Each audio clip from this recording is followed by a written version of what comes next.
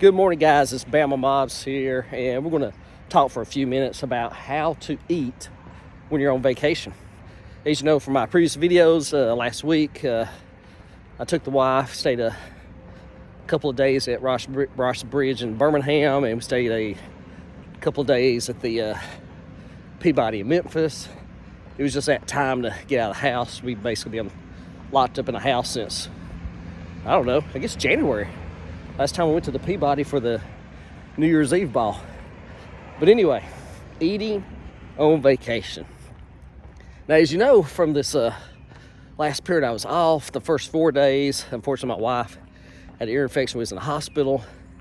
And then ultimately on Monday, we left the house, which means I left all my available good stuff to eat, all my proteins, vegetables, broccoli on hand, lettuce on hand, cucumber, and I was at the wilds of the open market commercialized processed food.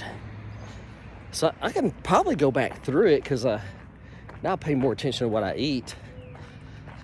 So I think Monday, I don't know. I mean, I think breakfast, I had a single jelly biscuit because I knew my wife would need something before we drove over there to Birmingham.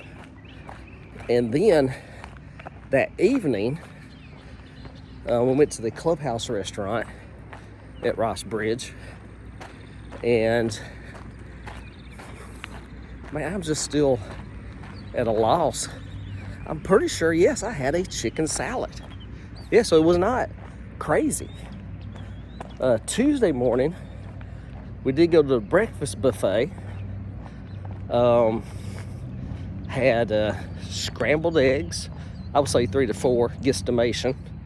They had a huge fruit layout, which on the planet I'm on, I'm trying to stay away from spiking insulin levels, but it's a sort of a decision between nutrition and eating French toast. And they had some huge blackberries. So I had blackberries, strawberries, cantaloupe. I mean, all that stuff. And we all know cantaloupe, even with the sugar issue, spiking your insulin levels, no, it's just chock full of all types of vitamins, potassium, magnesium. I mean, cantaloupe really is a superfood. So I don't think I did it. I don't think I really went off script on breakfast. That night, I think we went to Fairley's for dinner, had a cut of meat. So still, as I go through it, I don't think I went like gangster. Now, another thing when you're on vacation, at least for me, you don't have access. Check that out. That's a cool bike there. Yeah, you don't have access to all that junk food. I mean, we don't have like Oreos in the room and chocolate chip cookies, even though I wasn't eating those anyway. That stuff my wife has.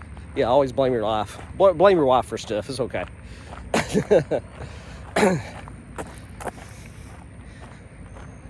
So let me think about, so then we got the next day and we had the breakfast buffet again. I think the worst thing I ate, the very last day, I did have 2 pieces of French toast, not smothered in syrup. I did just deliberately get 1 or 2 tablespoons of syrup, which, yeah, I know it goes against everything I've said on the channel. I know it spiked my insulin levels on that, but hey, again, like you've seen on my other videos, don't be a prude when you're on vacation and start acting weird and pulling chicken breast out of your pockets when you're socializing with your family. It is just weird. They're going to think you're weird. Anyway, so we get home Wednesday, nothing crazy. Thursday, Friday nights was at the Peabody. Now Thursday night, still nothing crazy. I went to a barbecue place, had some dry ribs, no sauce. This is Charlie Virgo's Rendezvous in Memphis, Tennessee. Had a slaw and baked beans, no bread. So as I go through this, I don't think I got that bad off track during the week. Now here's where I did splurge. We went to the Arcade restaurant in Memphis, famous for multiple movies being there. It's the oldest cafe in Memphis, Tennessee.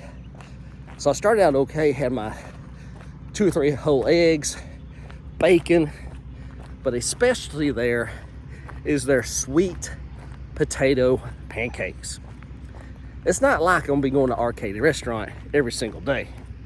Even though if I lived up there, that might become a problem. But yeah, sweet potato pancakes, and that was it for that. What is this, Saturday morning? Yeah, I think Saturday morning. Trying to think now where we went to eat. Oh yeah, Saturday night. I did go off script. Saturday night.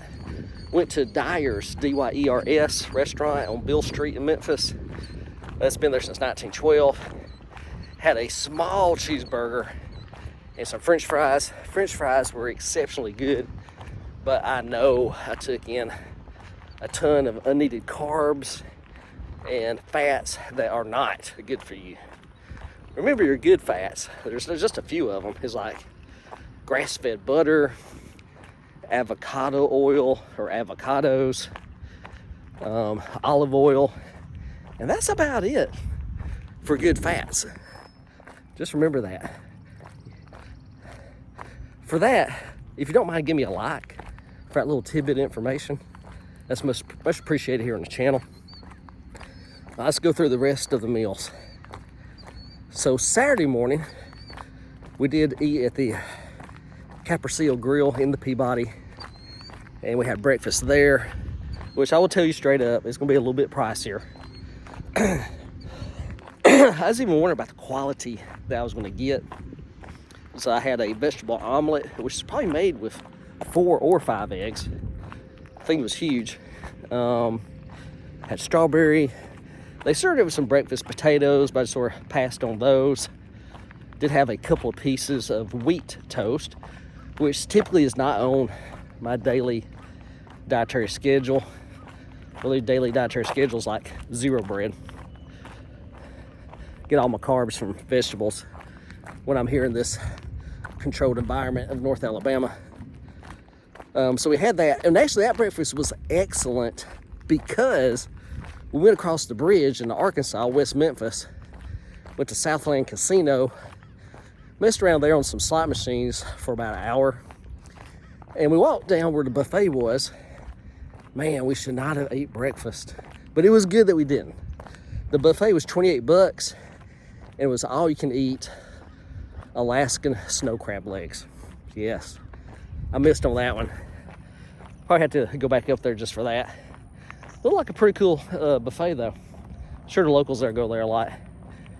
As you can tell, I'm really sad I missed that. But anyway, it was good for me. So now fast forward back here in Alabama.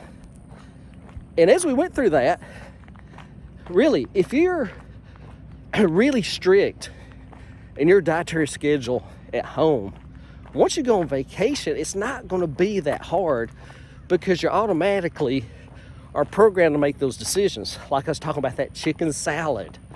I was trying to think of bad stuff that I ate, but really once it's said and done, I sort of made better choices than what I thought I would have made. And then I was exercising more this past week because I had more time during the day to exercise. I was walking probably 2 hours per day instead of this typical hour and a half during the work week. So now what's the way forward? Well, it's just the same old stuff. If you watch any Jay Cutler videos, and not the quarterback, we're talking about the real Jay Cutler. Yes, the bodybuilder. So if you're watching some Jay Cutler videos, he's always talking about, hey, food's not a thing for him.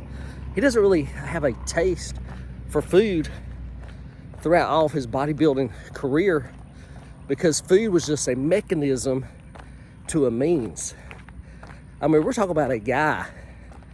I mean, I can name off what he ate because it's just a simple dietary plan. I mean, he had vitamin supplements, He drank a ton of Crystal Light,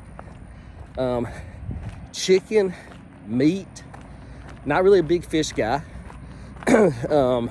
precisely measured out carbs, usually in form of rice. So we're talking about chicken, rice, breakfast. No, he'd do some oatmeal, Ezekiel bread. Now his dietary regimen was really totally different than mine because I won't be going that carb heavy. But he had a significant amount of carbs in his diet because, again, his workouts were that intense. And at one point in his career, he would work out twice per day. Here's a surprise about bodybuilders, though, is that you think when they go to the gym, they're there for hours. No. Bodybuilders, even if they're doing a 2 exercise split in one day, they're there for max an hour and a half. Typically just an hour. So even if they're doing 2 a days, they're 2 hours a day in the gym. Rest of the time is food prep, eating, etc. It's really intense. And Jay Cutler, he ate every 2 to 2.5 hours. He would wake himself up at 2 in the morning, 4 in the morning, just to get down a small meal. And that's the other thing. They didn't have like gargantuan meals either. I mean, we're talking, a few ounces of meat, a few ounces of rice, multiple times a day, just to keep the metabolism moving. And that's something that we can incorporate in our dietary plans is, don't need to overstuff yourself. And this goes back into vacation too. You go on vacation, you're like, gosh, I'd like to sample this. I'd like to go eat there. I'd like to go eat there. Well, you can do all that. You just have to order a small plate. And then you can go somewhere else, and if you want to try something, you got to try it. But anyway, that's a wrap up of nutrition on vacation. So the points will be this, is that, you can eat out with your family. You've already been making good choices at home, so you're probably going to make good choices on the road. I mean, you're not going to be eating extra bread. You're not going to be getting gravies and sauces on your stuff. You'll be eating lean cuts of meat, chicken. You'll be getting salads. Breakfast, you're going to stick with eggs and bacon. You're not going to be over there with the danishes and the breads and all this other stuff. If you do have a treat, it's going to be in moderation. See the French toast there, you're going to have a slice of French toast with a tablespoon of syrup. And there you go. I mean, you've killed that craving without getting 3 slices of French toast, slathered with butter, and drowned with syrup. Just make good choices. All right, I'm going to wrap this video up. Appreciate y'all watching. Subscribe to the channel. This is Bama Mobs. We'll see you tomorrow, hopefully with the sun out.